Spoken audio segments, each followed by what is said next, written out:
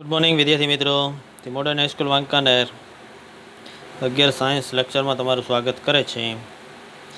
છેલ્લા લેક્ચર સુધી આપણે ક્વોન્ટમ આંક વિશેની ડિટેલમાં માહિતી ભણી ગયા. હવે પરમાણુય કક્ષકોના આકાર વિશેની માહિતી ભણવાની છે. એક બાબત આપણે શીખાતા ગઈકાલે કક્ષા અને કક્ષક વિશેની. કોઈપણ બિંદુએ ઇલેક્ટ્રોન મળવાની સંભાવ્યતા ઘનતા સાઇન સ્ક્વેર દ્વારા નક્કી થાય છે. ધ્યાન રાખજો, બરાબર છે. એટલે એના આધારે છે આપણે કક્ષકોના આકાર છે એ નક્કી થશે. અત્યારે અમુક બાબત છે એ સ્વીકારી લેવાનું થશે, અમુક બાબત છે એ સમજૂતી આપેલી કે આવો આકાર શા માટે છે. પરમાણુ કક્ષકના આકાર તને પૂછે છે કે પરમાણુ એસ કક્ષકનો આકાર છે એ સમજાવવું. આપણને જુદું પડીને અંદર આપેલું નથી, ટેક્સ્ટબુકમાં સળંગ આપેલું એસપી અને ડી કક્ષકના આકાર સુધી. એસપી અને ડી કક્ષકના આકાર આપણે જોવાના થાય છે, બરાબર છે. તો આપણે પહેલાં એસ કક્ષકના આકાર વિશેની માહિતી ભણીએ. કઈ કક્ષક? એસ કક્ષકનો આકાર સમજાવવું. એમાં 1s અને 2s વિશે માહિતી જોઈએ આપણે. તો પરમાણુના ઇલેક્ટ્રોન માટે કક્ષકીય તરંગ વિધેય સાઈ અથવા તો તરંગ વિધેય અથવા એની સંજ્ઞા થશે સાઈ. એનો કોઈ ભૌતિક અર્થ નથી, એ માત્ર ઇલેક્ટ્રોનના નિર્દેશાંકોનું સાદું ગાણિતીય વિધેય છે. મતલબ ગાણિતીય વિધેય છે, ગાણિતિક સમીકરણ છે. ગાણિતિક એક સમીકરણ છે. તો ઇલેક્ટ્રોન છે એને દર્શાવવા XYZ અક્ષમાં કેન્દ્રથી ઇલેક્ટ્રોન કઈ રીતે રહેલો છે એના માટેનું એક સમીકરણ છે સાઈ. એનો એક વિધેય છે. વિધેય એટલે શું થશે? સાઈ છે એ એક વિધેય છે. વિધેય એટલે સંબંધ થશે. વિધેય એટલે ચોક્કસ પ્રકારના સંબંધ દર્શાવશે, ચોક્કસ પ્રકારની ગણતરી દર્શાવશે. ચોક્કસ પ્રકારની ગણતરી દર્શાવે તો એને કહેવામાં છે વિધેય, બરાબર છે. ચોક્કસ પ્રકારની ગણતરી દર્શાવે તો વિધેય. દાખલા તરીકે 5નો વર્ગ, શું જવાબ આપો તમે?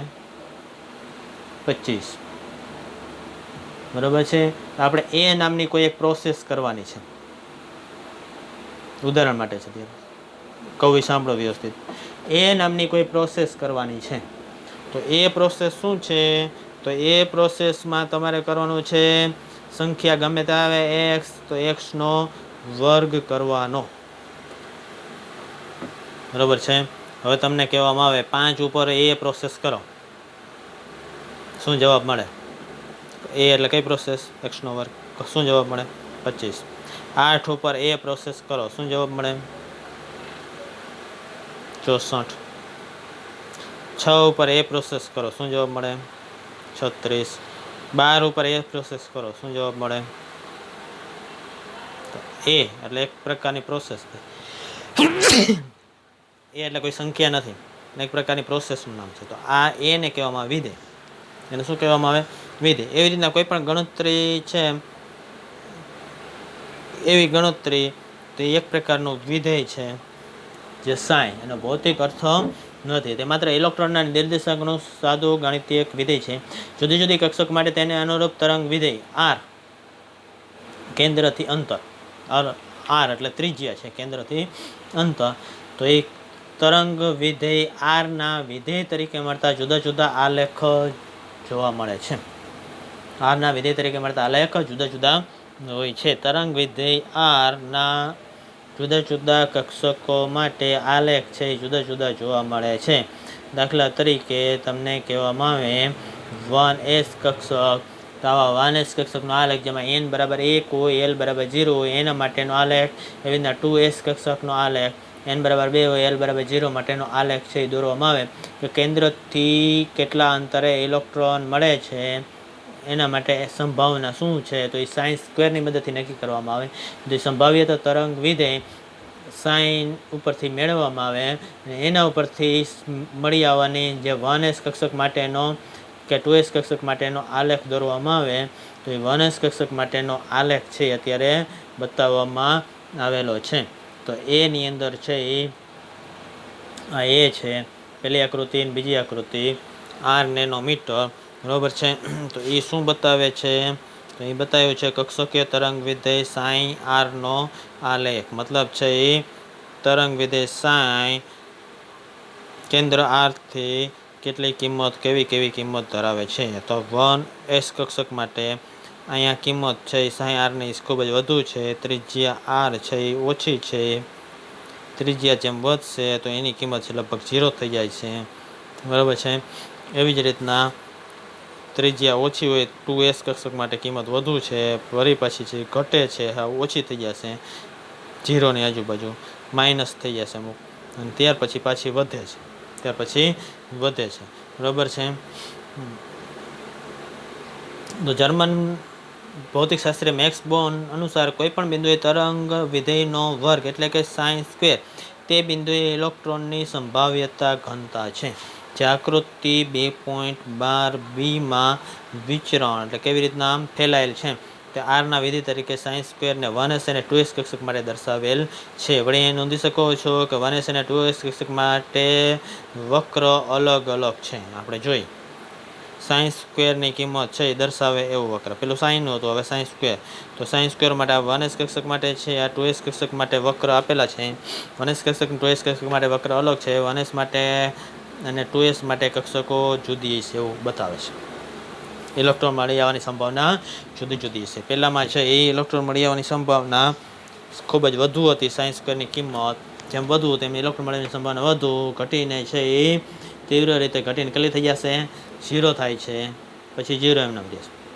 2s માટે પહેલાં છે એ વધુ હતી, એ ઘટીને છે એ પહેલાં 0 થઈ જાય છે, વળી પછી વધીને અમુક હદ સુધી થોડેક સુધી વધે છે, વળી પછી વધીને પછી 0 થઈ જશે, વધીને પછી શું થઈ જશે 0. આ યાદ રાખજો, બરાબર છે. એના ઉપરથી આપણે વર્ણન કરી કક્ષકોનો આકાર. અહીંયા એ નોંધી શકાય છે કે 1s કક્ષક માટે સંભાવ્યતા ઘનતા કેન્દ્ર પર સૌથી વધુ છે, અને તેનાથી જેમ દૂર જઈએ કેન્દ્ર પર સૌથી વધુ કેમ નક્કી થાય, તો અહીંયા 0 ત્રિજ્યા આરની કિંમત 0 હોય તેમાં ખૂબ જ વધુ છે, નજીક આરની કિંમત ખૂબ જ 0 નજીક હોય ને ત્યારે વધુ છે, એટલે કેન્દ્ર ઉપર વધુ છે. જ્યારે 2s માટે 0 કરતાં કિંમત વધુ થાય, ગ્રાફ y અક્ષને અડી ગયેલો નથી, એટલે થોડીક દૂર છે એની કિંમત છે એ મેક્સિમમ મળે છે, થોડીક દૂર, આવું કેન્દ્ર બાજુ નહીં, એટલે થોડીક દૂર છે. 1s કક્ષક કરતાં 2s કક્ષક થોડીક કેન્દ્રથી દૂર રહે છે. 1s કક્ષકની સંભાવ્યતા ઘનતા કેન્દ્રને પર સૌથી વધુ છે, તેનાથી જેમ દૂર જઈએ તેમ તીવ્ર રૂપે ઘટે છે, જેમ 0થી આગળ જાય તેમ છે. જો ત્રાંસો ગ્રાફ છે, જેમ 0થી આગળ જાય તેમ એ તીવ્રતા ઘટે છે, બરાબર છે, જેમ આગળ જઈએ તેમ, એટલે તીવ્ર રીતે છે ઘટે છે. બીજી તરફ જોઈએ તો 2s કક્ષક માટે સંભાવ્યતા ઘનતા પહેલાં તીવ્ર રીતે 0 સુધી પહોંચી જાય છે, ખૂબ જ ઘટીને 0 થઈ જાય છે, વળી પાછું વધવાનું ચાલુ કરે છે, વળી પાછું છે એ વધવાનું છે એ થોડેક આગળથી ઘટે છે, 0 થઈ જશે, વળી પાછું વધે છે, થોડીક વધીને વળી પાછું 0ની આજુબાજુ આવી જશે, બરાબર છે, ઘટે છે. અને પછી વધવાનું શરૂ કરે છે કે નાની મહત્તમ સપાટી, પહેલાં મહત્તમ એટલું નહીં, નાની મહત્તમ સપાટીએ પહોંચ્યા પછી ફરી પાછી ઘટવા માંડે છે, અને આર આગળ આરનું મૂલ્ય આગળ વધતા ત્રીજી આર જેમ આગળ વધે તેમ મૂલ્ય 0 સુધી ઘટે છે. આ વિસ્તાર જ્યાં સંભાવ્યતા ઘનતા વિધેય 0 થાય છે તેને નોડલ સપાટી કહેવામાં છે. અહીંયા જે 0 થઈ ગઈ સંભાવ્યતા ઘનતા, અહીંયા ઇલેક્ટ્રોન મળી આવવાની સંભાવના નથી, 0 થઈ ગઈ મતલબ અહીંયા ઇલેક્ટ્રોન મળશે નહીં, ખાલી વિસ્તાર હશે, એ મળવાની સંભાવના નથી. તો એવો જો વિસ્તાર છે, એવી સપાટી છે, એને કહેવાય છે નોડલ સપાટી અથવા તો નોડલ સપાટી અથવા નોડ કહેવામાં આવશે. સામાન્ય રીતે જાણવા મળ્યું છે કે ns કક્ષકોને n-1 નોડ હોય છે. 1s કક્ષકને કેટલા નોડ હોય, n-1 એટલે 1-1, nની કિંમત 1 છે, 1-1 0 નોડ. પેલી 1s કક્ષક છે તો એમાં 0 થઈ ગયા પછી પાછું વધતું નથી, 0 જ રહેશે. આમાં એક વખત 0 થઈ ગયો એટલે એ વિસ્તારમાં સપાટી છે એ નોડ મેળવે, અહીંયા ઇલેક્ટ્રોન મળવાની સંભાવના 0 હશે, એટલે 1s કક્ષકમાં એકેય નોડ હોતા નથી. 2s કક્ષકમાં તો એક વખત છે 0 થવા આવે છે 2s, તો નોડ કેટલા હોય 2-1, એક નોડ હશે, એક વખત 0 સપાટી થશે, એટલે નોડની સંખ્યા મુખ્ય ક્વોન્ટમાંક n વધવા સાથે વધે. 3s કક્ષકમાં નોડ 2 હોય, 4s કક્ષકમાં નોડ 3 હોય છે, બરાબર છે. યાદ રાખજો 2s કક્ષકમાં નોડની સંખ્યા 1, 3s કક્ષકમાં નોડની સંખ્યા 2, 4s કક્ષકમાં નોડની સંખ્યા 3. એ પ્રમાણે છે એ n-1 જેટલા નોડ હશે. આ સંભાવ્યતા ઘનતા વિચરણ ચાર્જ વિતરણ ચાર્જ એટલે કે ઇલેક્ટ્રોન કેવી રીતના વિતરણ થયેલું છે એ વિતરણ ચાર્જ ક્લાઉડ એટલે કે વાદળ, ઇલેક્ટ્રોનનું વાદળ, એ આકૃતિઓ 2.13 કલ્પી શકાય. કેવી રીતના ઇલેક્ટ્રોન વિતરિત થયેલો હશે, ફેલાયેલો હશે, અને આકૃતિઓમાં બિંદુઓના વિસ્તારમાંની ઘનતા, બિંદુઓમાં જે વિસ્તાર આપેલો છે તો એની ઘનતા છે એ વિસ્તારમાં ઇલેક્ટ્રોન મળી આવવાની સંભાવનાનું નિરૂપણ કરે છે. 2.13 છે એ બતાવેલું છે. તો અહીંયા ઇલેક્ટ્રોન જે બિંદુઓ બતાવેલા છે એ કેન્દ્રની આજુબાજુ 1sમાં આ સંભાવના વધુ છે, બહાર જાય તેમ સંભાવના ઓછી થઈ ગઈ. તો ઇલેક્ટ્રોન મળી આવવાની સંભાવના વધુ બતાવે છે. જેમ જેમ દૂર જાય તેમ તેમ ઘટતું જશે.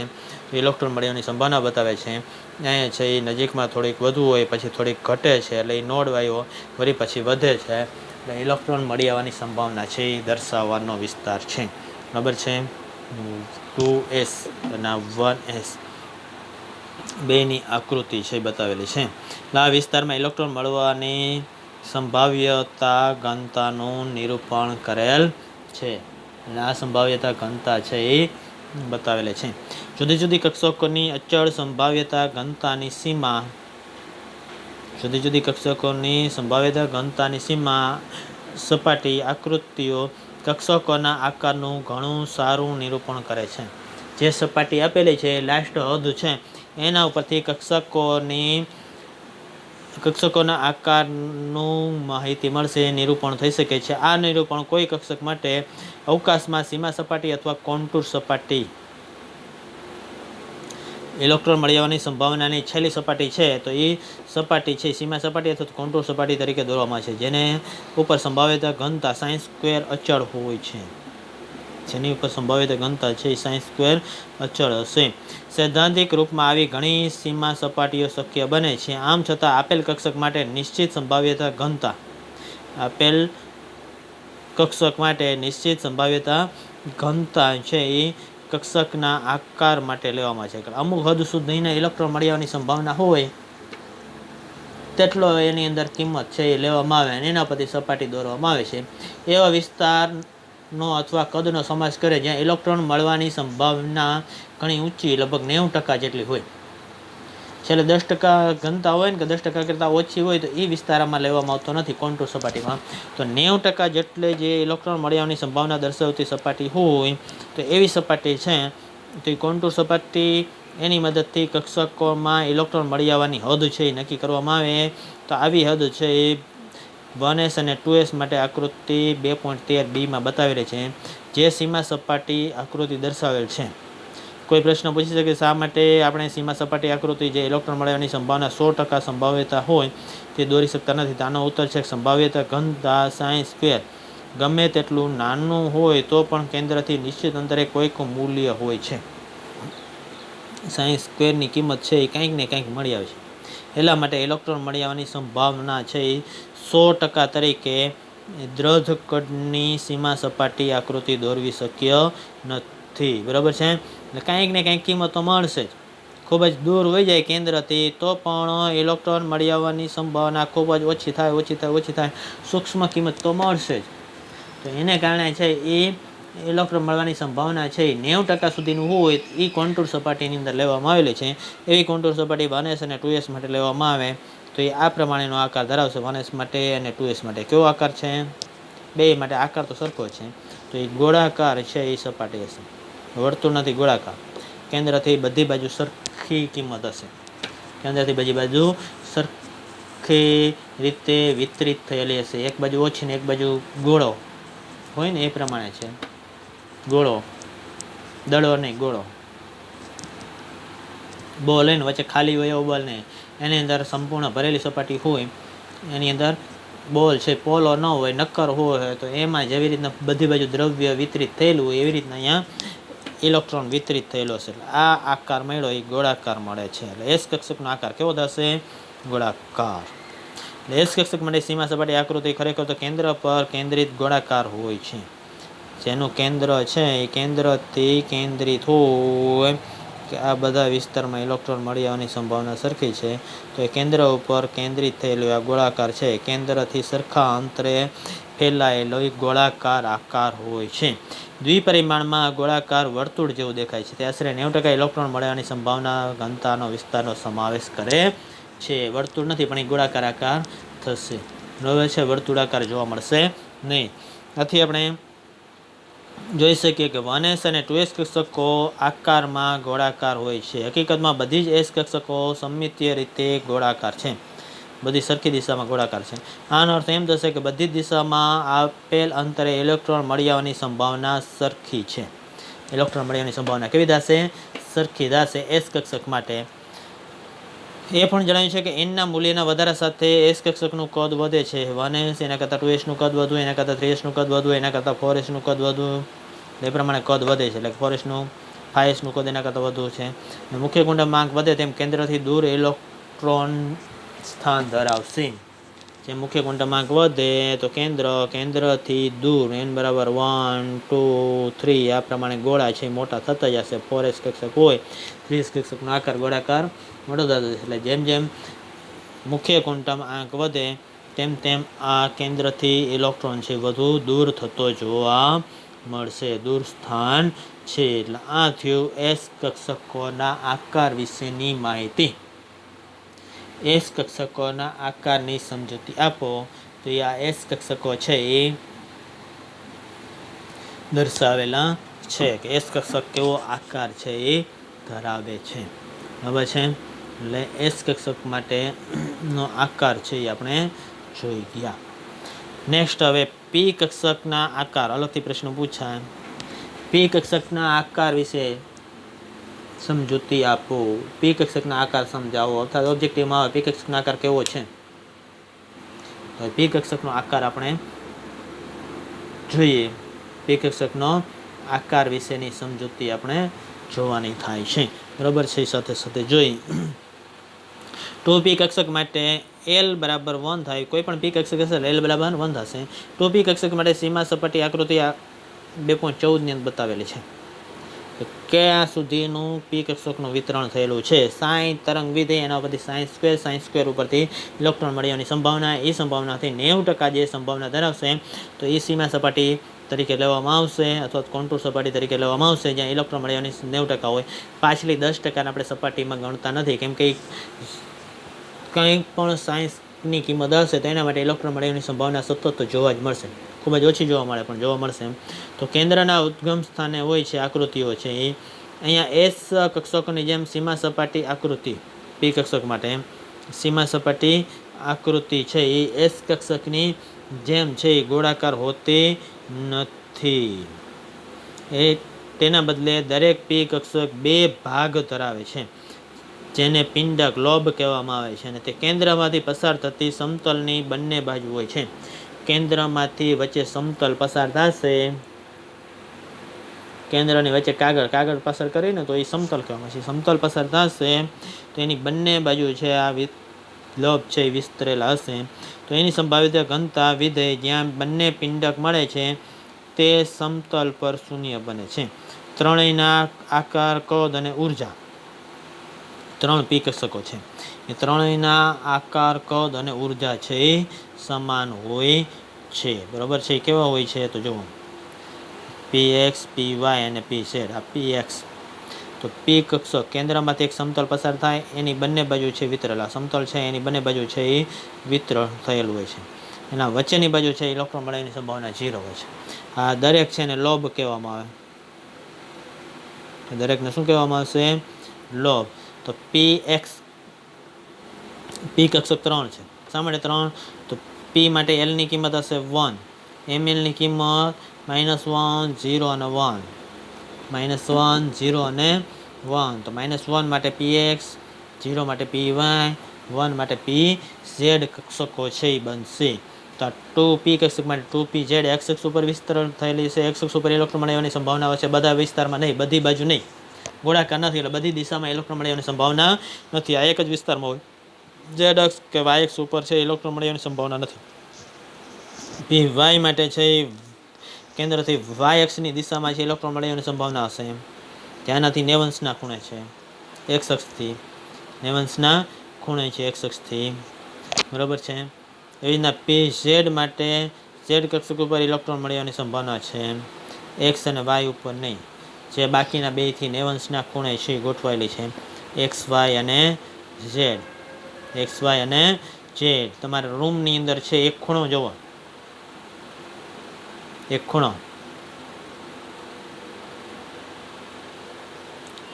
બરાબર છે. નીચેનો એક ખૂણો જુઓ, તેમાં દિવાલનું ભોંયતળિયા ઉપર છે બે દિવાલો ભેગી થતી હોય, એક એવી રેખા મળે, બીજી બાજુ બે દિવાલ ભેગી થતી હોય, નીચેનું તળિયું અને દિવાલ ભેગી થતી હોય, બીજી રેખા મળે, તળિયું અને એક દિવાલ, બીજી બાજુ પણ તળિયું અને દિવાલ, બે અક્ષ થઈ, એક એક્સ અક્ષ, બીજી વાય અક્ષ. ઉપરની બાજુ જોવો તો બે દિવાલ ભેગી થતી એવું મળશે, 3 અક્ષ થઈ. અહીંયા વચ્ચેનો ખૂણો છે, અહીંયા ત્રણેયનો ઉગમ બિંદુ છે, એક્સ વાય અને ઝેડ. તો એક દિશામાં ફેલાયેલી હોય જે તળિયું અને એક દિવાલ છે એ બાજુ, તો એક્સ અક્ષ થાય, તો અહીંયા છે ઇલેક્ટ્રોન મળવાની સંભાવના છે. બીજી દિવાલ છે તો તળિયું અને ભોંયતળિયું અને દિવાલ, તો એ બાજુ ઇલેક્ટ્રોન મળવાની સંભાવના, બંને બાજુ માઇનસ અને પ્લસ. તો બીજી દિશા થઈ ઝેડ, ઉપરની બાજુ અથવા નીચેની બાજુ, ત્રીજી થઈ. તો એ પ્રમાણે 3 અક્ષ ઉપર છે એ ઇલેક્ટ્રોન મળી આવવાની સંભાવના છે એ જોવા મળે છે. એટલે પીએક્સ, પીવાય અને પી ઝેડ કહ્યું. આ ત્રણેય કક્ષકોના આકાર, કદ અને ઉર્જા છે એ સમાન જોવા મળશે, સરખા હોય છે. તેઓ માત્ર પિંડક કઈ રીતે દિક વિન્યાસ ધરાવે છે, કઈ દિશામાં ફેલાયેલા છે તેના ઉપરથી અલગ પડે છે. એક્સ અક્ષ ઉપર હોય એક્સ બાજુ, તો એક્સ, વાય અને ઝેડ અક્ષ પર ગણી શકીએ. તેને અનુક્રમે પી એક્સ, પી વાય અને પી ઝેડ તરીકે દર્શાવી શકીએ. તો એ સમજવું જોઈએ કે એમએલ બરાબર -1, 0 અને +1. પીએક્સ માટે -1, પીવાય માટે 0 અને પીઝેડ માટે +1. એમએલની કિંમત 3 છે, એટલા માટે 3 અક્ષો તથા અક્ષો એક્સ વાય ઝેડ દિશાઓ સાથે કોઈ સરળ સંબંધ નથી. એક્સ વાય ઝેડ સાથે સંબંધ નથી, પણ એ દિશાઓ માટે આપણે સાંકળેલું છે. આપણા હેતુ માટે યાદ રાખવું જરૂરી છે કે એમએલના 3 મૂલ્યો શક્ય છે, એટલા માટે પી કક્ષકો જેમની અક્ષો મુખ્ય ક્વોન્ટમ આંક સાથે વધે છે, તેથી જુદી જુદી પી કક્ષકની ઉર્જા મુખ્ય ક્વોન્ટમ આંકના વધવા સાથે વધે છે, દૂર જાય છે એટલે મુખ્ય ક્વોન્ટમ આંક વધે છે. 4p, 3p, 2p, 2p કરતાં 3p, 3p કરતાં 4p ની ઉર્જા વધશે. 3p કક્ષક છે 2p માટે px, py અને pz એની ઉર્જા સરખી હોય એટલે ડિજનરેટ કક્ષક કહેવાય. એને કરતાં 3p ની ઉર્જા વધુ હોય છે. 3 3p ની પાછી સરખી, 3px, 3py અને 3pz ની સરખી. 3 4p ની ઉર્જા સરખી પણ 3p કરતાં વધુ. એટલે આ પ્રમાણે વળી એસ કક્ષકોની જેમ પી કક્ષકો માટે સંભાવ્યતા ઘનતા, એક્સ કક્ષકની જેમ પી કક્ષકમાં પણ સંભાવ્યતા ઘનતા વિધેય પણ શૂન્યમાંથી પસાર થાય છે. સાઇન સ્ક્વેરની કિંમત શૂન્ય ઉપરથી પસાર થાય છે. આ ઉપરાંત અનંત અંતરે જેમ કેન્દ્રથી અંતર વધે તેમ નોડની સંખ્યા n-2 પ્રમાણે આપી શકાય છે. એટલે કે 3p કક્ષક માટે સંખ્યા n-2, n બરાબર 3 છે, n-2 એટલે 3 - 2 એટલે 1. એટલે કે 3p કક્ષક માટે ત્રિજ્યા રેડિયલ નોડ 1 થશે. 3p કક્ષક માટે નોડ કેટલા થશે? 1 થશે. 2p માટે 1 કંઈ નહીં, 2p માટે 1 પણ નહીં. 4p માટે આવા જે નોડ છે તેને ત્રિજ્યા નોડ તરીકે ઓળખવામાં આવશે. વચ્ચેનો જે લોબ છે ને, એક્સ અક્ષ હોય, દાખલા તરીકે px એક્સ અક્ષ ઉપર કેન્દ્ર છે, તો અહીંયા વચ્ચેના લોબની વચ્ચે છે મળે છે, એટલે એને ત્રિજ્યા નોડ તરીકે ઓળખવામાં આવશે. બરાબર છે. તેવા ત્રિજ્યા રેડિયલ નોડ અથવા ત્રિજ્યા નોડની કિંમત છે n-2 જેટલી આપી શકાય. કેટલી આપી શકાશે? n-2 જેટલી આપી શકાશે. એટલે 3p માટે નોડ 1, 4p માટે નોડ 2, 2p માટે નોડ n-2, 2 - 2 0. 2p માં એકેય નોડ હશે નહીં. 2s માટે નોડ 1, બરાબર છે. એ સમતલની બધી બાજુ હશે એટલે એને ખાલી નોડ તરીકે ઓળખવામાં આવે છે. અહીંયા છે એ રેડિયલ નોડ છે એ બતાવવામાં આવેલો છે, બરાબર છે. રેડિયલ નોડ છે એ બતાવવામાં આવેલો છે. એટલે આ પ્રમાણે નોડ વસ્તુ પી કક્ષકમાં જોવા મળતા નથી. 3Pમાં 1, 4Pમાં 2, એટલે પી કક્ષક પણ નોડ ધરાવે છે. એટલે પી કક્ષકના આકારો. અહીંયા સુધીના એસ કક્ષકના આકાર ગોળાકાર છે, પી કક્ષકનો આકાર ડમ્બેલ છે, જે કોઈ પણ અક્ષ ઉપર વિસ્તરેલા 2 લોબ ધરાવે એવો, એટલે એને ડમ્બેલ આકાર તરીકે ઓળખવામાં આવશે. હવે છે અહીંયા સુધીની વિગત તમારે તૈયાર કરવાની છે. એસ અને પી કક્ષકના આકાર વિશેની વિગત સમજાવો, એમાં રહેલા નોડ. બરાબર છે. નેક્સ્ટ હવે આપણે ડી કક્ષકના આકાર જોઈશું. Thank you very much.